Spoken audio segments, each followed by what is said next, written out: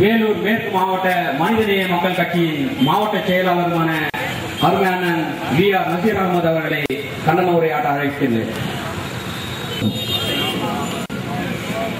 அளவற்ற அருளாளனும் நிகரற்ற அன்புடையவனும் ஆகிய எல்லாம் வல்ல ஏக இறைவனின் திருப்பெயரை கொண்டு ஆரம்பம் செய்கின்றேன். அந்த அல்லாஹ்வின் சாந்தியும் சமாதானமும் எங்களின் உயிரினும் மேலான முஹம்மது நபி ஸல்லல்லாஹு அலைஹி வஸல்லம் அவர்கள் மீதும், தாங்கள் இஸ்லாமியர்கள் என்ற ஒரே காரணத்திற்காக பர்மாவிலும் மியான்மரிலும் கொல்லப்பட்டுக் கொண்டிருக்கக்கூடிய என் இன சகோதர சகோதரிகள் மீதும், அந்த கொடுமையை தட்டி கேட்க தூங்கிக் கொண்டிருக்கும் அரசுகளை தட்டி எழுப்ப நோன்பை நோற்றிருந்தும் கூட கடும் வெயிலையும் பொருட்படுத்தாமல் இங்கே திரளாக கூடியிருக்கக்கூடிய உங்கள் அனைவர்கள் மீதும் அந்த அல்லாஹ்வின் சாந்தியும் சமாதானமும் உண்டாகட்டுமாக.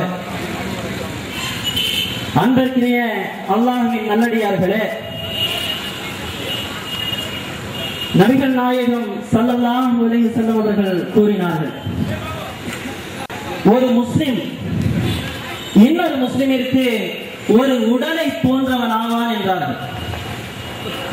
எதற்காக இப்படி நபி ஸல்லல்லாஹு அலைஹி வஸல்லம் அவர்கள் சொன்னார்கள்? ஒரு உடலிலே இருக்கக்கூடிய உறுப்பான ஒரு கையிலே ஒரு காயம் ஏற்படுகின்ற பொழுது உடலின் மற்ற உறுப்புகள் என்ன செய்கிறது? பார்த்து கொண்டு சும்மா இருக்கிறதா? இல்லை. காயம் கையிலே இருந்தது என்று சொன்னால் அந்த காயத்தின் காரணமாக வழியக்கூடிய ரத்தத்தை தடுப்பதற்காக தன்னுடைய மற்ற கை தானாக முன்வந்து அந்த ரத்தத்தை பாதுகாக்கிறது, தடுக்கிறது. இதற்காக தன்னுடைய வாய் என்ன செய்கிறது? மருத்துவரிடம் சென்று இதை முறையிடுகிறது. கண்கள் என்ன செய்கிறது? ரத்தத்தை, இந்த வலியை தாங்க முடியாமல் கண்ணீர் வடிக்கிறது. மருத்துவமனைக்கு ஓடோடி செல்கிறது கால்கள். அதே போல ஒரு உறுப்பு மற்ற உறுப்புக்கு சார்ந்தே இருப்பதை நாம் எல்லாம் பார்க்கிறோம், இல்லையா? அதற்காகத்தான் நபி ஸல்லல்லாஹு அலைஹி வஸல்லம் இந்த உதாரணத்தை சொல்கிறார்கள். ஒரு முஸ்லிம் இன்னும் ஒரு உடலை போன்றவனாவான் என்கிறார்கள் நபிகள் நாயகம் ஸல்லல்லாஹு அலைஹி வஸல்லம் அவர்கள். அதன் அடிப்படையில் தான் இன்றைக்கு நீங்கள் எல்லாம் இங்கே அழைக்கப்பட்டிருக்கிறீர்கள். நபிகள் நாயகம் சொன்னார்களே, அந்த ஹதீஸின் அடிப்படையில் தான் நாம் எல்லாம் இங்கே குழுமி இருக்கின்றோம். ஆம், நம்முடைய தாய் நாடான இந்திய தேசத்திலே பல மாநிலங்கள் இருக்கின்றன. அதிலே ஒரு மாநிலம் தான் அஸ்ஸாம். இஸ்லாமியர்கள் மிக அதிகமாக வாழக்கூடிய வசிக்கக்கூடிய ஒரு 2 மாநிலங்கள் இருக்கிறது என்று சொன்னால் அது அந்த 2 மாநிலங்களில் ஒரு மாநிலம் அஸ்ஸாம். முதல் மாநிலம் ஜம்மு காஷ்மீர். ஜம்மு காஷ்மீருக்கு அடுத்தபடியான இஸ்லாமியர்கள் அதிக அளவிலே பெருவாரியாக இந்த அஸ்ஸாம் மாநிலம். அந்த அஸ்ஸாம் மாநிலத்தில் என்ன நடந்தாலும் வழியாகவும் அன்றாடம் வரக்கூடிய ஒரு சில செய்திகள் வழியாகவும் தெரிந்து கொண்டது என்ன? அங்கே அஸ்ஸாமிலே நம்முடைய அழிக்கப்பட்டுக் கொண்டிருக்கிறது. எதற்காக தெரியுமா?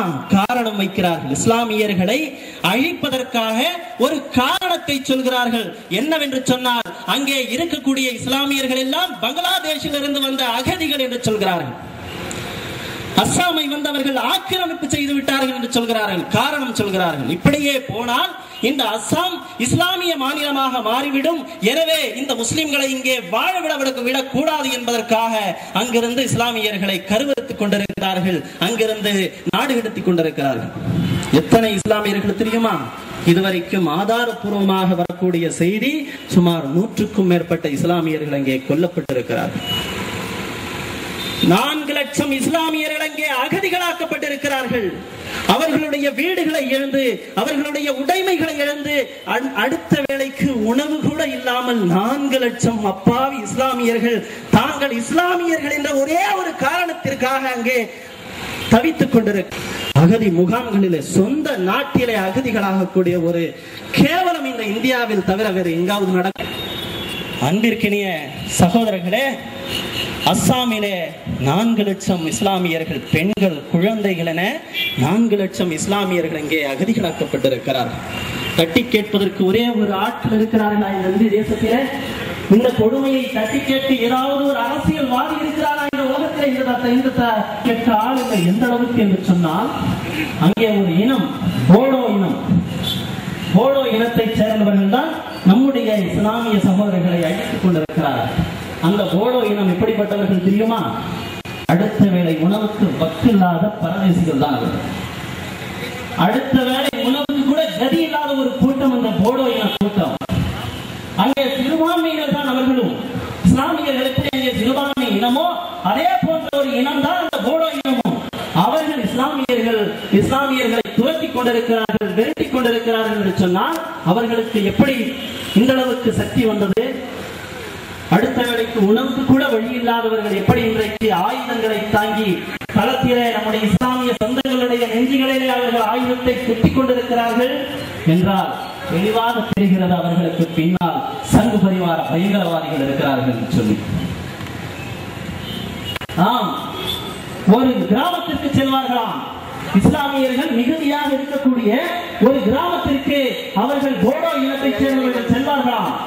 எத்தனை பேர் தெரியுமா? 1500 பேர் கூட்டாக 100 பேர் வசிக்கக்கூடிய ஒரு கிராமத்திற்கு 1500 பேர் ஊடுருவி சென்று அவர்களை அடித்து தூக்குகிறார்கள். வெறும் கையோடு அல்ல, 1500 பேருடைய கையிலும் AK-47 துப்பாக்கிகள், வடுமை என்கிற ஆயுதங்களோடு செல்கிறார்கள். என்ன செய்வார்கள்? எடுத்து போராட முடியுமா? உயிரை காப்பாற்றினால் போதும் என்று சொல்லி வீட்டை காலி செய்துவிட்டு அந்த கிராமத்தை காலி செய்துவிட்டு ஓடுகிறார்கள். சகோதரர்கள், சகோதரிகள், எதிர்த்து யாராவது குரல் எழுப்பினால் அவர்களை தொட்டு பொசுக்குகிறார்கள். நேற்று வரைக்கும், இன்று வரைக்கும் அந்த கொடுமை அந்த அஸ்ஸாமிலே நடந்து கொண்டிருக்கிறது.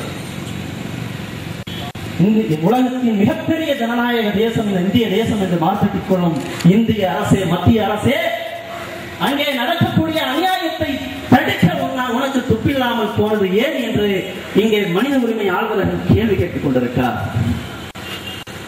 ஆக சகோதரர்களே, நாங்கள் அதை கண்டித்துத்தான் எங்களால் அங்கே செல்ல முடியாது. அஸ்ஸாமிற்கு சென்று அவர்களை காக்கக்கூடிய சக்தியை அல்லாஹ் எங்களுக்கு தரவில்லை.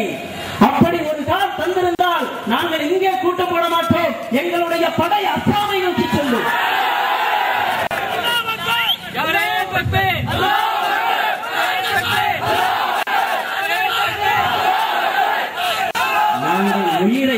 நாங்கள் உயிருக்காக அஞ்சக்கூடிய கூட்டம் அல்ல. உயிர்